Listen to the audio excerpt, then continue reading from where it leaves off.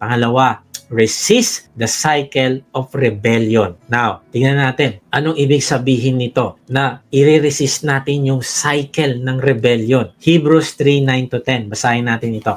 Ako ay tinuksot doon ay sinubok ng inyong mga magulang. Bagamat nakita nila ang mga ginawa ko sa loob ng 40 taon, kaya't naput ako sa kanila at sinabi ko, lagi silang lumalayo sa akin. Ang mga utos ko'y ayaw nilang sundin. Napansin mo ba yung salita na sa loob ng 40 taon? Grabe no? 40 years. Ibig sabihin, hindi lang ito isang beses na pagkakamali. Ang sabi dyan sa talata, lagi silang lumalayo sa akin. Hindi ito isang, oops, sorry, nakaligtaan lang. Hindi ito isang aksidente lang, kundi paulit-ulit ito. Merong cycle. Pag nakagawa ng kasalanan, magigilty, hihingi ng tawad sa Panginoon. And then, pag pinatawad ng Panginoon, maya-maya, balik na naman. And then, magigilty ulit. And then, hihingi ng tawad sa Panginoon. And then, papatawarin na naman sila ng Panginoon. Maya-maya, ibibless na naman sila. Bibigyan sila ng bagong king, bagong savior. Pero, maya-maya, babalik na naman sila sa dati. Hanggang sa paulit-ulit na, tumitigas na cycle. Paulit-ulit na pagtanggi sa boses ng Diyos at sa kanyang mga kapamaraanan. At dito natin makikita ang pangalawang mahalagang katotohanan. Resist the cycle of rebellion. Dahil ang pusong matigas, lalong tumitigas. Merong process. Ang nilagay ko sa title natin, The Hardened Heart. Hindi ko sinabing the hard heart kasi merong process. Sa ayaw at sa gusto mo, kapag nagsisimula kang hindi sumunod sa Diyos, nasasanay ka. At yun ang proseso. Nagiging cycle na siya.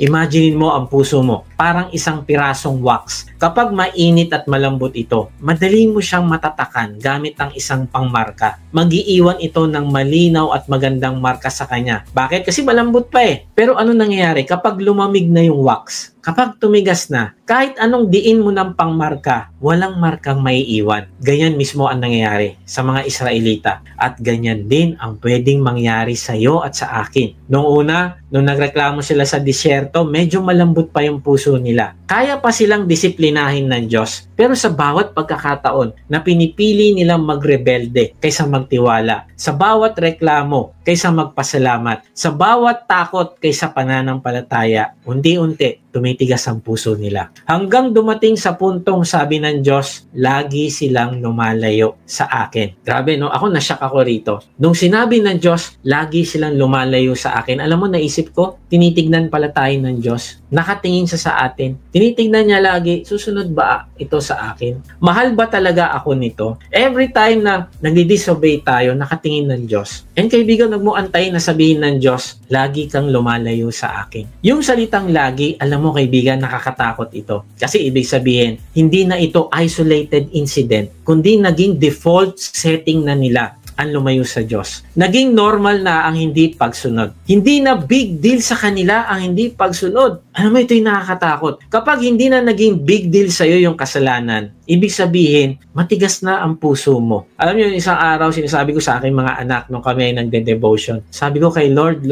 yung puso ko, yung aking ginagawa, nagsisimula tumigas. Kasi sinasayang ko yung oras ko. May pinapanood ako sa social media, no, yung mga short, and sabi ko, Lord, nasasayang po yung oras ko dito. Minsan 30 minutes, scroll ako ng scroll. And then sabi ko, sa halip na mag-isip ako ng plano, paano ko i-disciple yung aking mga anak, mag-isip ako ng plano, paano ko gagawin o ano pa yung pwede nating i-improve sa ating online ministry. Mag-isip ako ng plano, ano pa yung mga gustong ipagawa sa akin ng Diyos. Ipag-pray ko yung mga taong nangangailangan ng guidance ni Lord at pagpapalago sa ministry niya. Sinasayang ko lang yung oras ko sa panonood pag-scroll. At alam mo, kapag hindi ka naging sensitive sa ginagawa mo, baka tumitigas na ang puso mo. At kung minsan parang sinasabi mo, okay lang naman to, itong ginagawa ko na to. Hindi ko sinasabi na masama maggamit ng social media. Pero tignan mo, saan ba nauubos ang oras mo? At kung yan ang nagiging dahilan para hindi mo maggamit ang oras mo para sumunod sa Diyos sa pinapagawa niya, kaibigan, baka tumitigas na ang puso mo. Ang dating paminsan-minsang pagsuway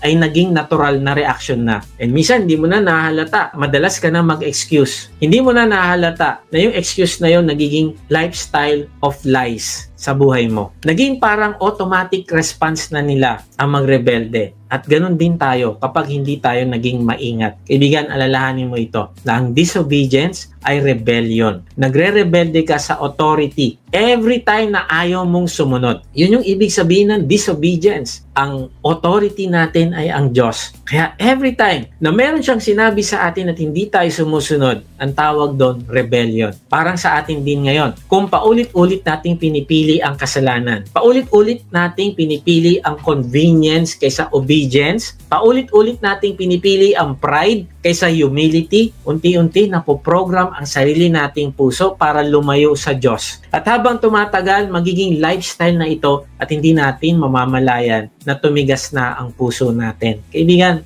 ito ang delikado sa cycle of rebellion. Hindi siya laging obvious sa umpisa. Minsan, subtle lang. Maliit na compromise dito, maliit na excuse doon, hanggang sa bago mo mamalayan, default mo na palang hindi sumunod sa Diyos. Kaya kapatid, kung may pinapakita si Lord ngayon sa iyo na paulit-ulit mong nilalabanan, tandaan mo, mas madaling putulin ang cycle habang maaga pa, bago pa ito maging bahagi ng pagkatao mo. Imaginein mo ang isang tao na nagsimula lang sa maliit na white lies para lang makaiwas sa awkward moment o may hirap na sitwasyon. Sa umpisa, nakakaramdam pa siya ng bigat ng konsensya, naiinis siya sa sarili niya kasi alam niya nagsisinungaling siya, pero habang paulit-ulit niyang ginagawa ito, unti-unting nawawala yung kirot ng konsensya. Hanggang sa dumating sa punto, mas madali na lang magsinungaling kaysa magsabi ng totoo. Ang dating minsan lang nakasinungalingan ay naging automatic response na sa tuwing may mahirap na tanong o sitwasyon. Ito ay masakit. Dumating na siya sa punto na kaya na niyang magpanggap at mandaya ng walang kahit anong guilt sa puso niya. Ito na yung sinasabi ng Biblia sa 1 Timothy 4:2. Basahin natin ito. 1 Timothy 4:2, ang mga katuroang ito'y pinalalaganap ng mga taong sinungaling at may mga manhid na budhi. Yung salitang manhid na budhi o sa ibang salin, seared conscience ay larawan ng budhing nasunog at nawalan na ng pakiramdam. Tulad ng balat na nasunog. Hindi na ito sensitibo. Kahit tusukin o sugatan, ganun din sa spiritual. Kapag paulit-ulit nating nilalabanan ang pamantayan ng Diyos, ang panuntunan niya, nawawala yung sensitivity natin sa tama at mali. Kapatid, yan ang delikado sa cycle of rebellion. Hindi ka biglang titigil sa pakikinig sa Diyos, pero sa bawat maliit na compromise, sa bawat maliit na pagsuway, unti-unti kang nagiging manhid. Hanggang sa dumating sa punto na kahit malinaw na ang utos ng Diyos, parang wala ka nang naririnig. At yan ang simula ng pusong matigas, seared conscience. Imagine mo si Paraon nung panahon ng 10 salot sa Ehipto. Ito'y isa sa pinaka nakakatakot na larawan kung paano ang paulit-ulit na pagtanggi ay nagiging progresibong pagtigas ng puso. Sa unang 5 salot, malinaw ang sinasabi ng Biblia na si Paraon mismo ang nagpapatigas ng kanyang puso. Halimbawa, Exodus 8:15, matapos ang salot ng mga palaka, ganito ang nakasulat. Ngunit nagmatigas muli ang Paraon nang ito'y makahinga na naman ng maluwag. Grabe, no? Alam nyo, marami sa atin, lungkot na lungkot tayo. Sabihin natin kay Lord, Lord, iligtas mo na ako dito. Lord, gawin mo na ito. Nahihirapan na ako. And then, tignan mo yung Paraon,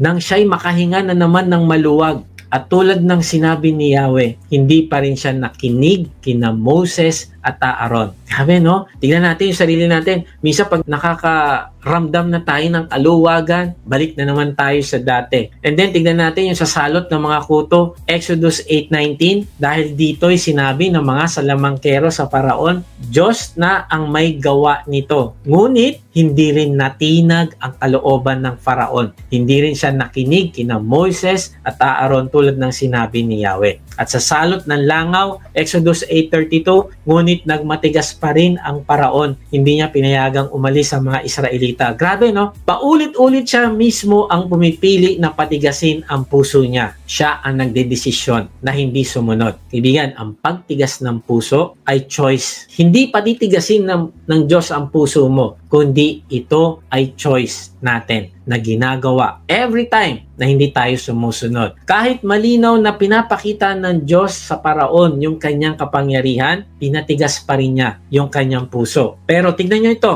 pansinin mo kung anong nangyari. Pagdating sa ika-6 na salot, biglang nagbago yung mababasa natin sa Bible. Exodus 9:12, samantala ang paraon ay pinagmatigas pa rin. Sino nagmatigas? Pinagmatigas pa rin ni Yahweh. Hindi nito pinansin ang mga Israelita tulad ng sinabi ni Yahweh kay Moises. Maring sinasabi mo, ano ba yan? Nakakatakot naman pala ang Diyos. Papatigasin pala yung puso ko. Papasamain pala ako ng Diyos. Alam mo kaibigan, nakakatindig balahibo ito. Bakit? Kasi mula sa puntong ito, hindi na lang si Paraon ang nagpapatigas ng puso niya, kundi pinatigas na rin siya ng Diyos. Pero importante ito, maintindihan natin. Hindi ito ibig sabihin na gusto ng Diyos na maging masamang tao si Paraon. Ulitin ko, hindi ito ibig sabihin na gusto ng Diyos na maging masamang tao si Paraon o gumawa siya ng masama. No, hindi ganon. Hindi lumikha ang Diyos ng bagong kasamaan sa puso niya. Ang totoo, masama na si Paraon mula pa sa simula. Pero sa paulit-ulit niyang pagtanggi at pagre-rebelde, dumating sa puntong binitawan na siya ng Diyos at hinayaan na lang siyang sundin ang sarili niyang masasamang hangarin. Parang sinasabi sa Romans 1:28, at yamang hindi nila tinuturing na mahalaga ang pagkilala sa Diyos, hinayaan na sila ng Diyos sa kanilang masasamang isipan upang gawin ang mga bagay na hindi nararapat. Ewan ko sa inyo, no, kaibigan, pero ako, ayokong hayaan ng Diyos na tumigas ang puso ko. Ayokong hayaan ng Diyos na pabayaan niya ako sa ginagawa kong masama. Kaibigan, mahal ka ng Diyos. Ayaw niyang hayaan ka niya na gawin mo kung anong gusto mo. Kaya nga merong discipline dahil mahal ka niya. Pero darating din yung time, ahayaan ka ng Diyos kung ayaw mo makinig sa Kanya. Ito yung nakakatakot na katotohanan. Kung patuloy ka magre-rebelde sa Diyos, darating ang panahon, hahayaan ka niyang gawin na lang ang gusto mo. Kapag paulit-ulit mo tinatanggihan ng tinig ng Diyos, hindi ka lang nananatili sa parehong level ng spirituality, kundi mas sumasama ka pa kaysa dati. Huwag mo isipin na isa lang naman to, Lord, pagbigyan mo na. And then, gagawin mo yan ulit, kaibigan. Bawat pagsuway ay nagiging mas madali kaysa dati. Dati, hirap na hirap ka, isang kasalanan lang. Pero kapag ginawa mo na yan, madali pala. Gawin ko ulit. At darating sa puntong, tulad ni Paraon, ang dati mong choice, magiging destiny mo. Bakit? Kasi yung mga choices mo, nagiging character mo, nagiging habit, at nagiging destiny mo. Hindi ka na lang basta pumipili ng mali. Ang mali na ang automatic sa'yo. At yan ang cycle of rebellion na kailangan mong putulin ngayon pala. Kaibigan, minsan hindi mo na napapansin pero unti-unti ka nang nasasanay sa cycle of rebellion. Mas marami ka ng oras sa social media kaysa sa presence ng Diyos. Isang oras sa social feed, 5 minuto lang sa panalangin. Alam mo may mali sa business practice mo pero iniisip mo lahat naman gumagawa nito. Sinabi na ni Lord na magpahinga ka para pagalingin ang puso mo pero push ka pa rin ng push sa sarili mong agenda. Tinutulungan ka na niya mag-move on pero patuloy mo pa rin binubuksan ang pinto sa mga dating sugat at maling tao. Minsan napapalitan mo na ang pagsamba ng paggawa. Busy ka sa ministry pero hindi ka na marunong makinig at magpahinga sa Kanya. Patuloy ka rin nakikipag-ugnayan sa mga taong malinaw naman. Alam mo na nagdadala sila sa iyo palayo sa Diyos. Sinasabi mong influencer ka sa kanila. Pero sa totoo lang, sila ang mas nakaka-influence sa iyo. Mas excited ka na ngayon sa promotion kaysa sa proseso ng Diyos. Mas gusto mo ang posisyon gaya ng D-group leader pero ayaw mo dumaan sa proseso. At kapag hindi mo nakuha ang gusto mo, nagtatanim ka ng tampo sa Diyos. Binibigyan ka niya ng pagkakataong magsabi ng totoo pero mas pinipili mo magtago para hindi masira ang image mo. Kapag may correction mula sa leader o kapwa Kristyano, inuuna mo mag-defend kaysa makinig at umamin at mag-improve. Kaibigan, kapag ginagamit ng Diyos ang kapatiran mo para may sabihin siya sa iyo at hindi ka nakikinig at sinasabi mo, ano ka ba? Judgmental ka naman eh. Bakit ganyan ka? Sa halip na isipin mo, Lord, salamat, pinadala mo yung taong ito para ipahayag sa akin yung aking kamalian. Kapag ganun yung attitude mo, palagi mong tinatanggihan yung correction sa'yo, kaibigan, titigas yung puso mo. At minsan, napapalitan mo na ang personal na relasyon sa Diyos ng second-hand spirituality. Ano ibig sabihin ng second-hand spirituality? Nakikinig ka lang sa preaching o podcast ng iba, pero ikaw wala kang sariling pakikinig sa tinig niya. Wala kang sariling pagbubukas ng Bible at pag-aaral nito. Wala kang sariling pagko-connect ng mga sinasabi niya sa iyo sa buhay mo. Hindi mo sinusulat, hindi mo inaaral, hindi mo ina-apply sa buhay mo. Ang para sa iyo, makinig ka ng makinig. Kaya maraming Kristiyano, maraming alam sa Bible. Gustong-gustong umattend ng D-group para ipahayag yung nalalaman niya. Pero yung pag-a-apply, kokonti. Hindi ka nagkakaroon ng personal na pakikipag-usap sa Diyos sa pamamagitan ng pagbabasa ng kanyang salita at pagsusulat ng application mo. Kapatid, ang problema sa cycle of rebellion ay hindi mo mapipigilang lumalim ito kapag hindi mo agad pinutol. At habang pinapabayaan mo, mas mahirap itong wakasan. Mas pinapaniwalaan mo na ang sarili mong katwiran kaysa sa Diyos. Kaya ang hamon ko sa iyo ngayon ay putulin mo na ito. Hindi bukas, hindi next week. Maganda yung sabi sa The Bible Project. Sabi doon, when human evil goes unchecked, bad things happen. And bad people can sometimes turn into monsters. At a clear point in the story, he crossed a point of no return.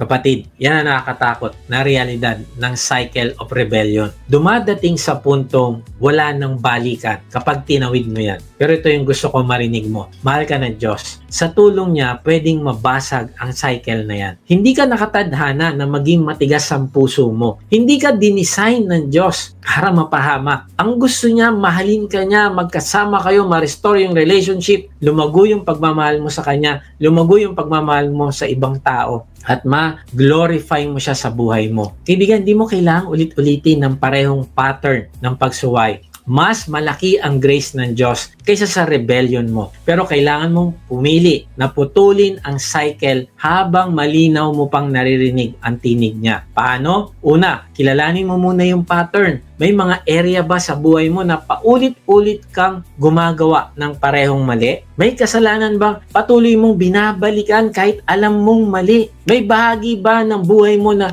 paulit-ulit kang kinukumbinsin ng Diyos pero lagi mo siyang nire-reject? Minsan gagamitin ng Diyos yung asawa mo. Minsan sasabihin sa'yo ng asawa mo, parang hindi mo na ako nire-respect. And then, maririnig mo na naman ito sa susunod na buwan. Sasabihin na naman sa'yo ng asawa mo, nasaktan ako sa sinabi mo. And then, mangyayari na naman ito sa susunod na ilang araw. Kaibigan, yan yung sinasabi na i-break mo yung cycle. Baka nagiging cycle na. Nagiging normal na sa'yo. Pakinggan mo yung sinasabi sa'yo ng iyong asawa, ng iyong anak, o mga katrabaho mo, o ng boss mo, dahil yun yung paraan ng Diyos sa'yo. Minsan, para kakausapin. Kapatid, yan ang cycle of rebellion. At kailangan mo itong makita bago pa ito maging settled habit of mind na mahirap nang baguhin. Pangalawa, magsisi ka agad ng buong puso kapag kinokorek ka ng Diyos. Hindi yung partial. Hindi yung pag-ready na ako, babalik ako sa Diyos. No, hindi ganon. Ito ay agad-agad at buong puso. Huwag mong gayahin si Saul na pinag-usapan natin last week na puro palusot. Huwag mo tularan si Adan na nanisi pa ng iba. Kundi angkinin mo ang kasalanan mo, aminin mo sa Diyos at talikuran mo. Pangatlo, maglagay ka ng practical safeguards para mabasag yung pattern.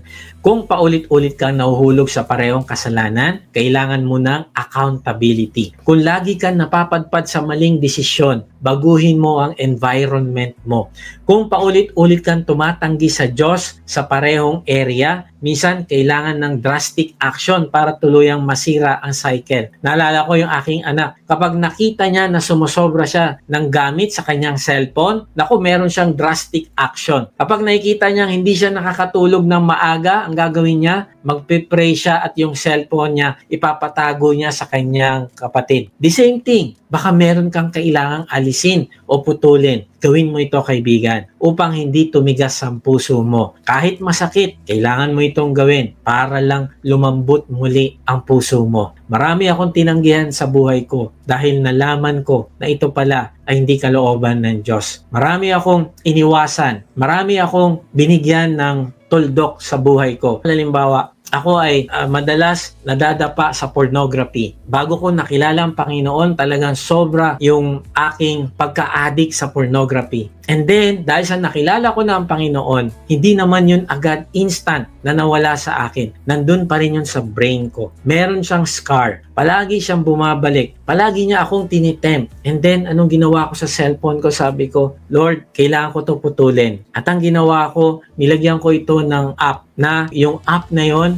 ay nagpe-prevent para hindi na mapunta doon sa site na madalas ko pinupuntahan. At naglagay din ako ng password. Merong feature yung aking cellphone. Pagka sinet mo siya na hindi siya pupunta doon sa mga illicit content o mga content na hindi kaaya-aya sa aking paningin at kaaya-aya sa Diyos, ay gagawin niya, ibablock niya. So, ang ginawa ko, nilagyan ko yun ng password at binigay ko yun sa aking asawa. At yung asawa ko, syempre, hindi niya sa akin ibibigay yung password na yun para mabago ko ulit yung setting. So, ano sinasabi ko? Gumawa ka ng drastic action. Kung ano yung nagtitrigger sa'yo para magpabalik-balik ka dyan, gawan mo ng paraan. Huwag mo sabihin sa sarili mo, kaya ko to, balang araw, may iiwasan ko rin to. Kaibigan, hindi mangyayari yan.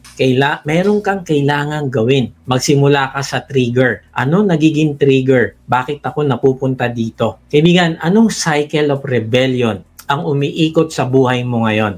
Anong pattern ng resistance ang matagal mo nang inuulit? Anong bahagi ng buhay mo ang ayaw mo pa ring isuko sa pagiging Panginoon ni Kristo sa buhay mo? Kapatid, wag mo nang palampasin ang araw na ito nang hindi binabasag ang cycle. Break the cycle of rebellion.